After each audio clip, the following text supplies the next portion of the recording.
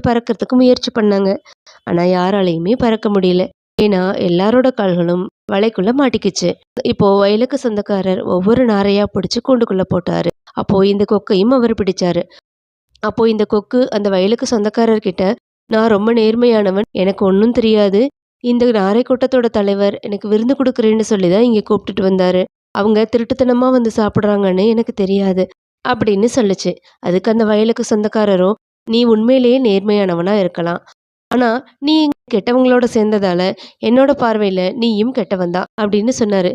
இப்போ வயலுக்கு சொந்தக்காரர் அந்த கொக்கையும் புடிச்சு கூண்டுக்குள்ள போட்டுட்டாரு. இப்போ இந்த கொக்கு என்னதான் நல்லவனா இருந்தாலும், தேவையில்லாம இந்த நாரை கூட்டத்தோட சேர்ந்து, அதுவும் கூண்டுக்குள்ள மாட்டிக்கிச்சு. இவ்வளோதாங்க கத.